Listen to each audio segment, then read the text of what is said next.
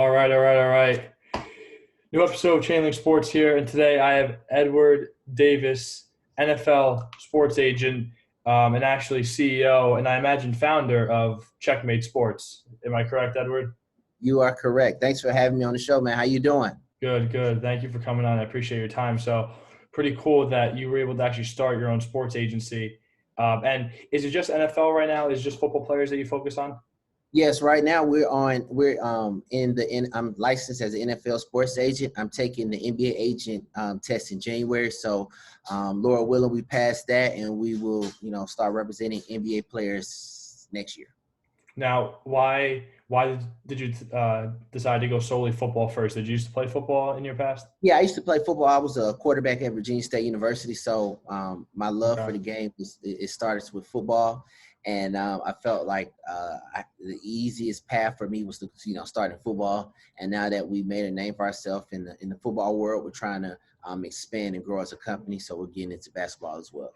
Okay. Okay. And so I know that the NFL requires different certification requirements compared to the MLB, for example, because I know like a little bit more about that process. And then, so I know that for the NFL, you need a law degree or you need certain experience in your past with business negotiations, and you need certain references. But I actually haven't done a lot of research on the NBA. So what kind of certifications does that require Well, to be an agent? in football, it's a misconception. A lot of people think you need a law degree to become an NFL sports agent. You don't. You just need a master's. But there's also ways around that as well. And we actually have a course that we created that we're having a free web class January 5th for anybody that wants to get in athlete representation because we're trying to grow as a company. So we're trying to teach people the checkmate way and how to become an agent. So that's a class that we have for anybody that's watching this that's interested. They can check that out. But for NBA, you just need a bachelor's degree. You don't need a secondary degree at all. Oh, really? Yeah. Okay. And then that process, does that just go by, you take the test and if you pass, you're good to go? Yes, sir. Interesting. Yeah, because I think the MLB operates fairly similar to that as well.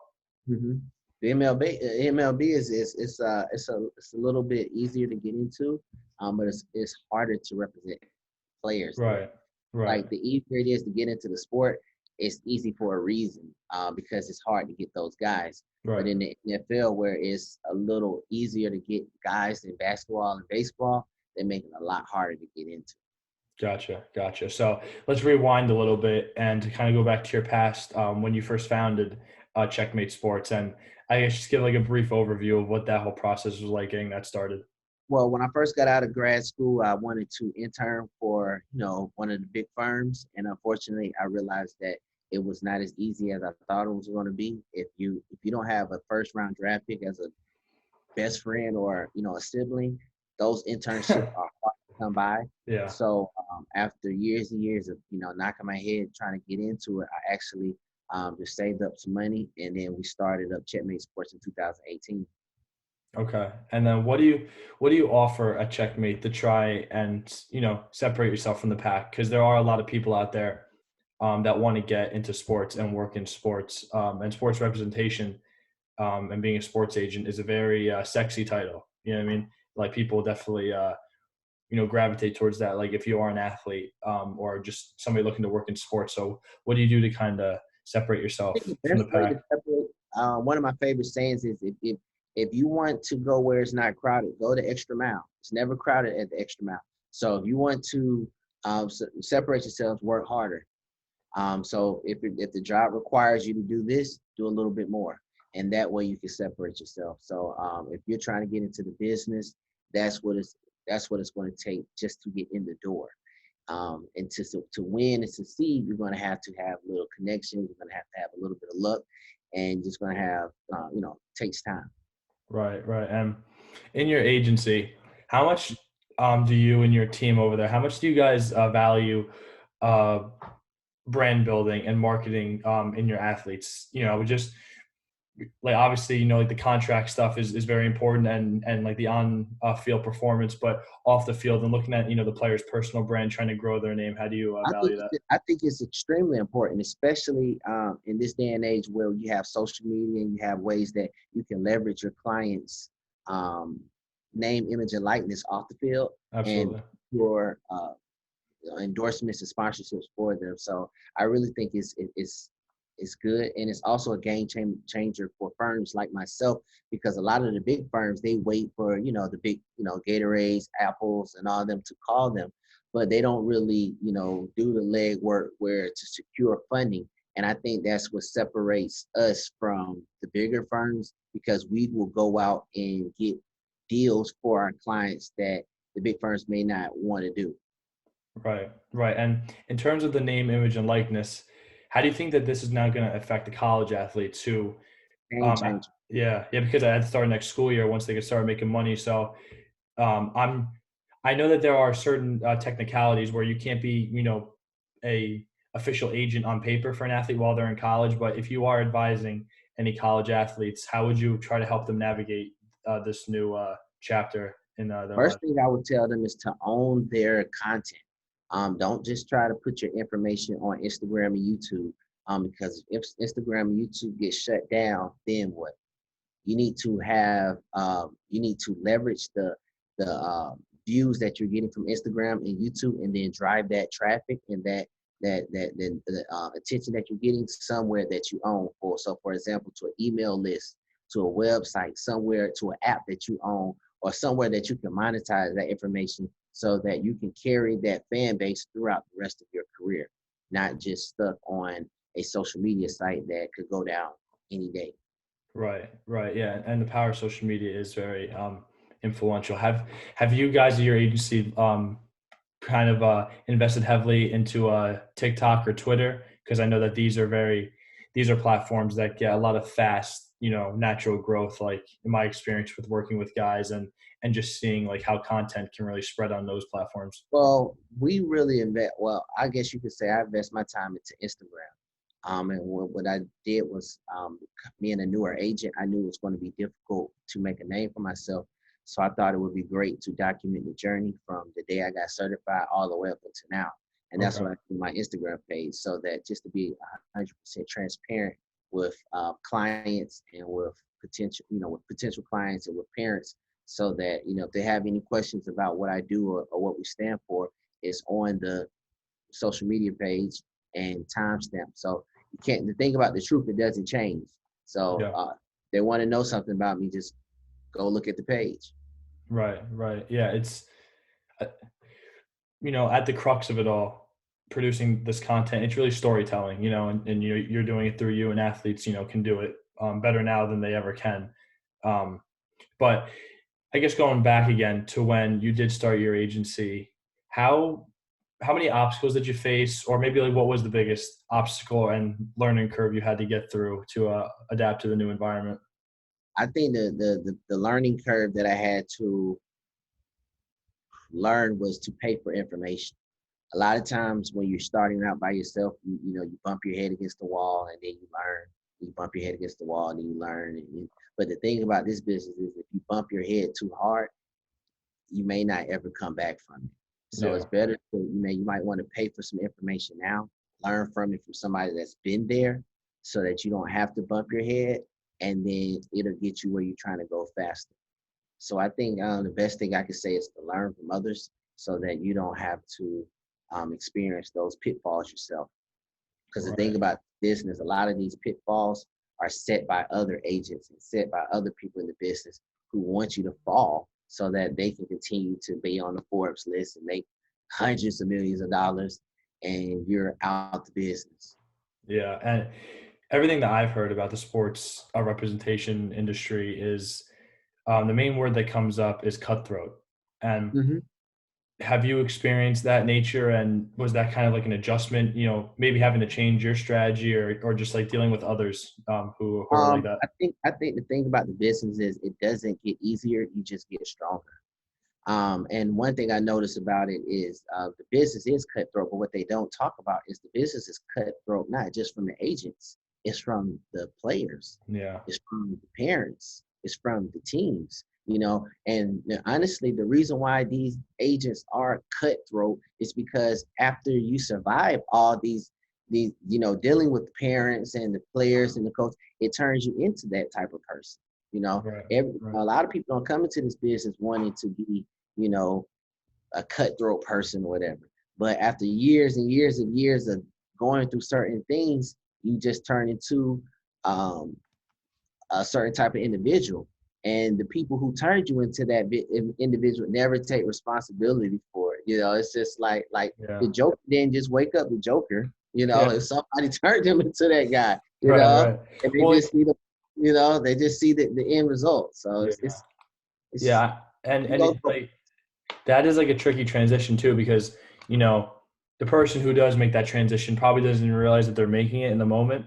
It Mm, probably hits you in the face, maybe like however much time it takes you down the road, and exactly. the people who you know cause that transition, They're out the pro- game. yeah, well, and they also probably don't even know that they're influencing these people in that way too as well. That's true. That's true. So just getting it once you get into the business, you start to realize that agents aren't bad guys. It's just the game. It's difficult. Yeah, yeah, and you mentioned parents before. What is that like dealing with a player who is, maybe reliant on his parents, or maybe the parents try to take too much of a proactive role in their child's career, and maybe some have good input, and maybe some get in the way. But how do you navigate that fine line? Oh man, that's the $1 million question. I don't think there is a right or wrong answer to that. It's just um, adapt. Some parents I run into are solid. Most parents have solid. Um, they have good intentions. They mean well, and they're providing great advice. And then some parents, unfortunately, have uh, unreal expectations, Right, and they put a lot of pressure on their kid to retire them, to take care of the family, and it's not fair to the player, and it causes a lot of mental stress on these guys, and a lot of people don't talk about it, but mental health is real when it comes to student athletes, yeah, and a lot of it could be from outside sources for people that's dependent on them. So it's a very sensitive situation, and it's delicate. So I don't think there's a right or wrong answer. You just have to adapt to the situation you're in. right. So at the time they were doing this interview, last night, the CC documentary aired. I'm not sure if you watched it or not, but he dealt with alcoholism, and he had a lot of issues with that throughout his career, and he talked about the importance of mental health, and Major League Baseball stepping in, helping the players. But since you deal a lot on the football side, how do you think the NFL should try and step up and help, or maybe even like the NCAA too as well? Because like the NFL has certain issues with CTE and all that stuff, and maybe in terms of like depression and dealing with those issues, how do you think they could help their players?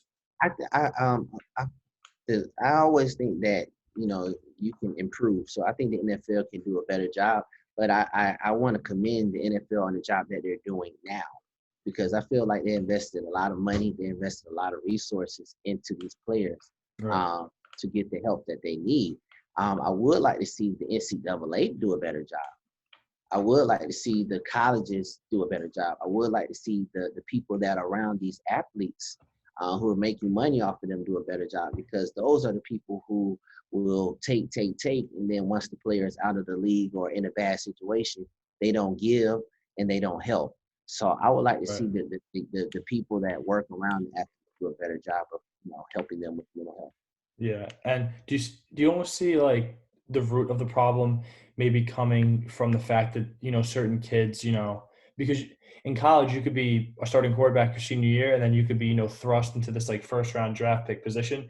Do you see it as they're so young and they're thrown with so much fame and attention and media spotlight, and I'm sure like when they walk around campus, like everybody recognizes them, depending on what school you're at. But do you think that that could also cause the pressure and the anxiety, which may lead to other issues for these student athletes? Well, no, most of these guys that are going thrust into the NFL have been in the spotlight for years. So by the time they get Sure. to the NFL, the only thing that really changes is their bank account. Now, what I think could help is that these players, and that's why I think that the name, image, and likeness movement is going to be big. Is a lot of these players can get money sooner. Yeah.